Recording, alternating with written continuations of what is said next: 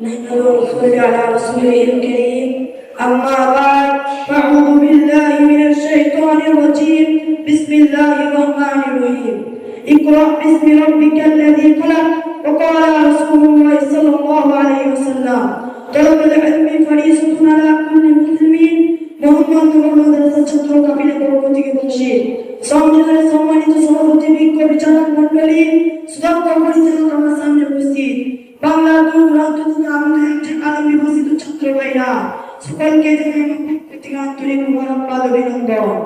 প্রিয় উপস্থিতি, আজ আমার আলোচনা বিষয় আল্লাহ তাআলা তো চাই সেই বিষয়ে সংক্ষিপ্ত আলোচনা করব। ওমা তৌফিক ইল্লা বিল্লাহ। প্রিয় উপস্থিতি, আমরা সকলেই জানি সুশিক্ষা জাতি মেরুদণ্ড। যে জাতি যত শিক্ষিত সেই জাতি তত উন্নত। শিক্ষা হচ্ছে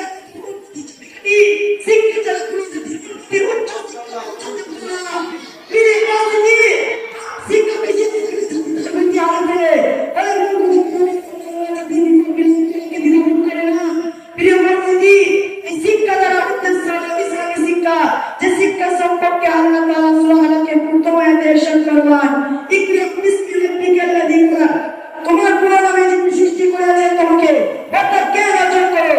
প্রিয় উপস্থিতি, দুনিয়ার শিক্ষার কথা বলা হয়নি, এখানে বলা হয়েছে ইসলামী সম্পর্কে আল্লাহ তাআলা সূরা রহমানের 2 নম্বর আয়াতে ইরশাদ করবেন, আল্লামাল কুরআন, অর্থাৎ শিক্ষা দিয়েছে কুরআন, অর্থাৎ শিক্ষা দিয়েছে কুরআন। প্রিয় উপস্থিতি, যেখানে শিক্ষা শিক্ষিত করেছে সেখানে কোনো শিক্ষা যদি মেরুদণ্ড হতে পারে না। প্রিয় উপস্থিতি, যেখানে যারা কোরআনের শিক্ষা শিক্ষিত হয় মর্যাদাবান হয়, এই ব্যাপারে কোরআনে কারিমে শুকরান, ইয়া আইয়ুহাল্লাযীনা আমানু ইযা নাজাইতুম রাসূলা ফাকাদ্দিমু বাইনা ইয়াদাই নাজওয়াকুম সাদাকাত যালিকা খায়রুল লাকুম ওয়া আতহার ফা ইন লাম তাজিদু ফা ইন্নাল্লাহা গফুরুর রহিম। প্রিয় উপস্থিতি, আমরা